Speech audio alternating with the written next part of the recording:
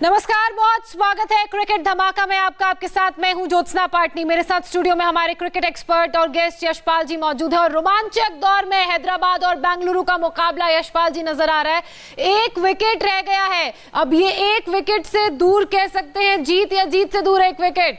देखिए, मुझे लगता है कि ये आरसीबी की जो जीत है वो लगभग तय है। हाँ। क्योंकि जो अगर होना होता तो पहले ही हो गया होता, बेस्टो ना आउट होते और ये उनके पक्ष में चला जाता। वहीं से जो एक उलटफेर हुआ है और वापसी की है सैनी की अच्छी गेंदबाजी, विकेट टू विकेट गेंदबाजी और वो विकेट लेना, तो वहीं से वो दबाव बना और उसी का कारण है कि ये बहुत दूर जीत होती जा रही है हैदराबाद से। बिल्कुल। वैभव, मैं आपका रुख करूंगी।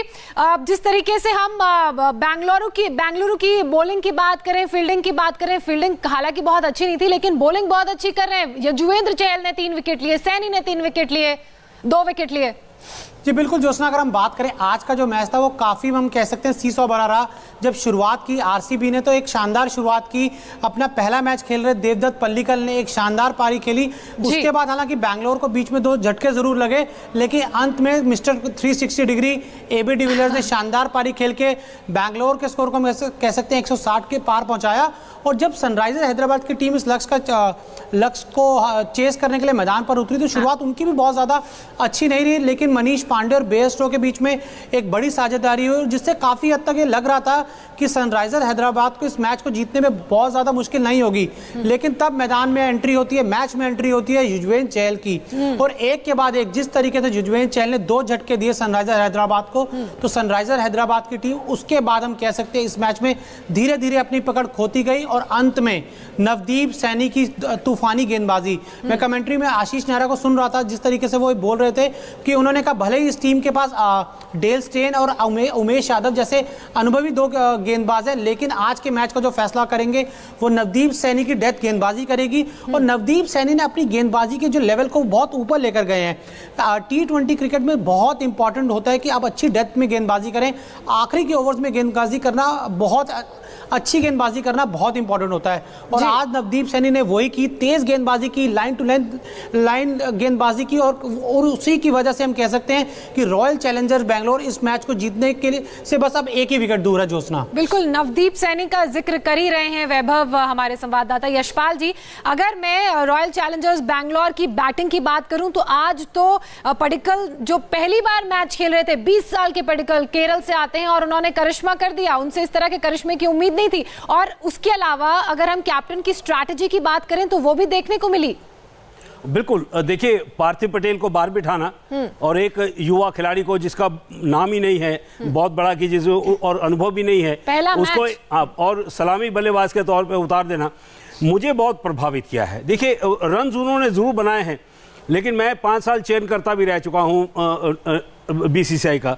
मुझे वो जो प्रभावित किया है उनकी जो टाइमिंग, उनका फुटवर्क, जिस तरह से मुझे लगता है कि अगर मैं फिर से वहां चयन करता हूं उस स्क्वाड में तो इस खिलाड़ी का नाम उसमें लिख लूंगा और मैं निगाह रखूं कि ये आगे डोमेस्टिक क्रिकेट में और बाकी मैचों में कैसा प्रदर्शन करता है। इस खिलाड़ी ने बहुत लोगों को प्रभावित किया है। ज्योत्सना, मैं यहाँ एक चीज कहना चाहूंगा कि देवदत्त पल्लिकल एक ऐसे प्लेयर हैं जो पिछले सीजन में भी रॉयल चैलेंजर्स बैंगलोर टीम का हिस्सा थे, लेकिन उन्हें एक भी मैच नहीं खिलाया गया था।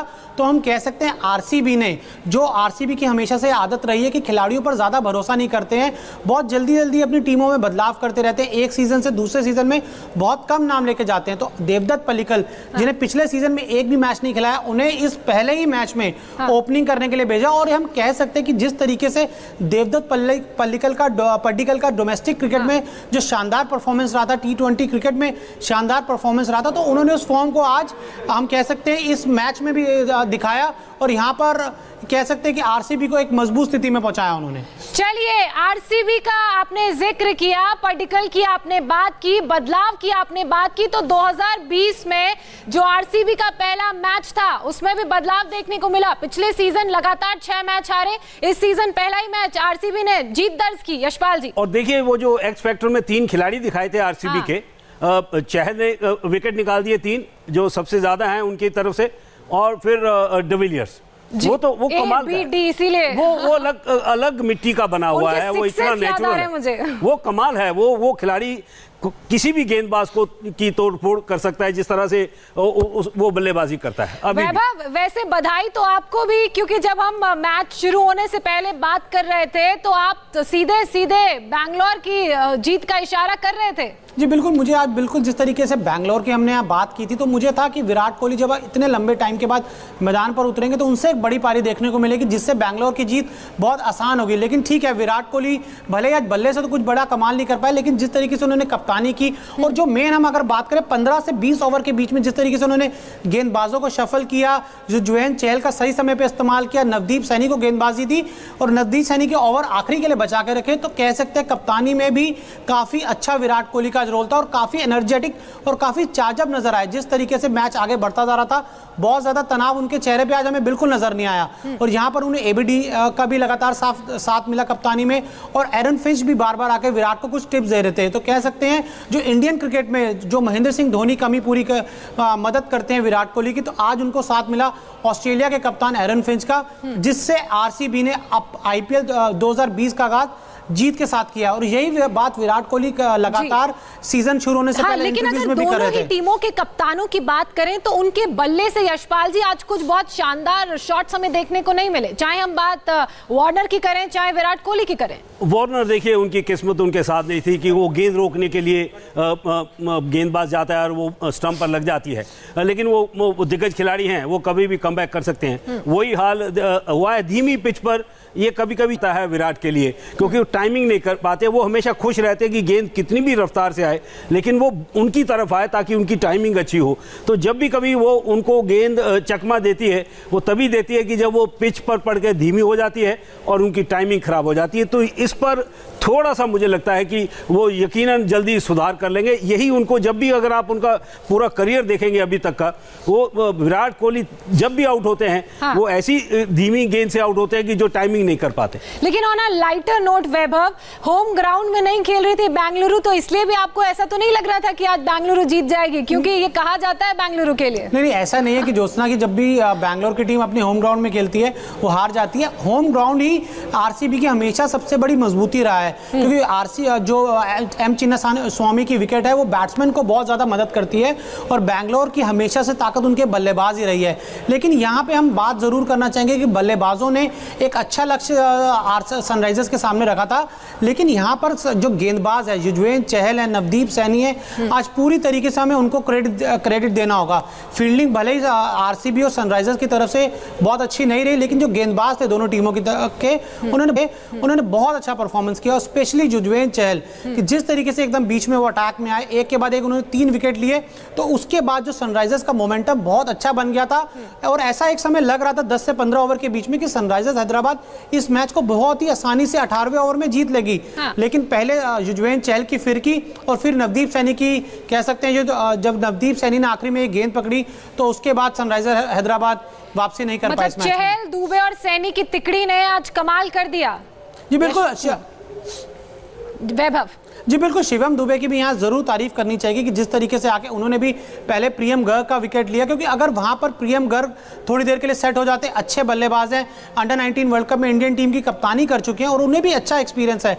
भले ही उनका आईपीएल का पहला मैच था, लेकिन वो भी काफी रिलैक्स लग रहे थे। डेल स्टेन को उन्होंने एक बहुत शानदार शॉट भी मारा जिसमें उन्होंने चौका बटोरा। तो शिवम दुबे की गेंदबाजी की भी जरूर हमें तारीफ करनी होगी कि ओवरऑल आरसीबी की इस जीत के जो बड़े हीरो हैं वो 3 गेंदबाज ही हैं, युजवेंद्र चहल, नवदीप सैनी। हाँ, उन्हीं गेम चेंजर की हम बात कर लेते हैं। आज के मैच के ड्रीम 11 गेम चेंजर्स खिलाड़ी कौन कौन है वो अब हम आपको बताते हैं।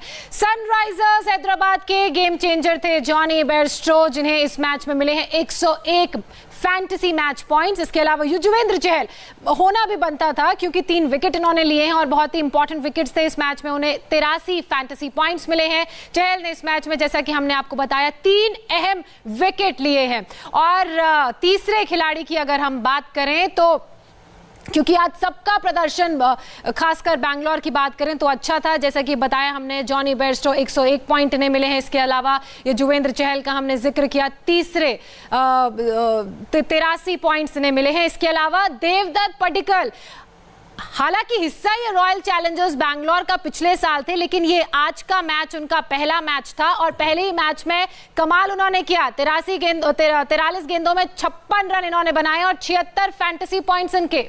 यशपाल जी, ये इसी की तारीफ सब जगह हो रही है। कमेंटेटर्स भी इनके बारे में बहुत अच्छा कह रहे थे कि कुछ जिस तरह की उन्होंने बल्लेबाजी की है। तो मुझे लगता है यही जो हम बात भी कर रहे थे कि 7 देसी खिलाड़ी टीम में खेलते हैं, उसमें से देखिए आप फॉरेन प्लेयर्स के ऊपर रखें, निर्भर रहें। जो हैदराबाद सनराइजर्स जो है वो इसी पे रहती है कि वार्नर करेंगे तो अच्छा होगा। बेस्टो ने अच्छा किया लेकिन बाकी कुछ नहीं कर पाए। पांडे ने थोड़ा सा अच्छा खेला लेकिन वो अच्छा नहीं कर पाए। तो लेकिन उधर से देखें तो बाकी जो देसी खिलाड़ी उन्होंने योगदान दिया, गेंदबाजी में हो चाहे बल्लेबाजी में हो। भले डिविलियर्स ने बहुत बड़ी पारी खेली है और कमाल की पारी खेली है, लेकिन बाकियों ने भी उसके साथ योगदान दिया। तो ये फायदा होता है कि जब टीम वर्क होता है, दोनों तरफ से एक अच्छा योगदान होता है, तो फिर आपकी जीत की संभावना बढ़ जाती है। जैसे वैभव, अगर बात आरसीबी की जाए तो कहते हैं कि कई बार इस टीम में ना इतने बड़े प्लेयर्स हैं कि टीम वर्क देखने को नहीं मिलता, लेकिन आज ऐसा बिल्कुल भी नहीं था। हर अगर हम फॉर्म की बात करें, चाहे बैट्समैन की बात करें, बॉलर्स की बात करें, तो अच्छा प्रदर्शन देखने को मिला है। ज्योत्सना, जो आरसीबी की टीम है ना, पिछले काफी सालों से ज्यादा बड़े नाम नहीं है इस टीम के पास। इस टीम के पास पिछले कुछ सालों से 2 ही बहुत बड़े नाम है। हाँ। एक कप्तान विराट कोहली और दूसरे एबी डिविलियर्स। हाँ। और जो मैनेजमेंट का इशारा भी है वो यही है कि ये जो 2 खिलाड़ी हैं, हमें इन्हीं के आसपास टीम बनानी है। और जो अब धीरे धीरे हम कह सकते हैं कि मैनेजमेंट को भी समझ आ रहा है कि विराट कोहली और एबी डिविलियर्स के अलावा भी आपको दूसरे खिलाड़ियों पर भरोसा करना होगा, और दूसरे खिलाड़ियों को सिर्फ एक सीजन के परफॉर्मेंस पे नहीं, आपको लगातार मौके देने होंगे। शायद तभी वो रीजन था कि नवदीप सैनी को भी रिटेन किया गया, युजवेंद्र चहल लगातार इस टीम का हिस्सा है, देवदत्त पल्लिकल को आज मौका दिया गया, डेल स्टेन भी दोबारा पिछले सीजन में भी आरसीबी का हिस्सा थे, इस बार भी उन्हें मौका मिला। तो अब समझ आ रहा है कि सिर्फ एबी डिविलियर्स और विराट कोहली, ये 2 खिलाड़ियों का गेम नहीं है कि आप विंबलडन टेनिस खेल रहे हो जिसमें 2 खिलाड़ी आपको मैच जिता देंगे। आपको 11 खिलाड़ी बनाने पड़ेंगे, आपको 11 खिलाड़ी 15 खिलाड़ियों का ग्रुप बनाना पड़ेगा, जो आपके मैच विनर्स होंगे। इस तरह की जीत टीम को मिल पाएगी। बहरहाल बहुत शुक्रिया यशपाल जी आपका, वैभव आपका भी। आईपीएल में कल चेन्नई सुपर किंग्स और राजस्थान रॉयल्स के बीच खेला जाएगा दमदार मुकाबला। इस मैच के हर अपडेट के साथ हम कल हाजिर होंगे शाम 7 बजे क्रिकेट धमाका में। आपसे फिर करेंगे मुलाकात। अभी वक्त एक छोटे से ब्रेक का है। ब्रेक के बाद देखिए आज की बात रजत जी के साथ।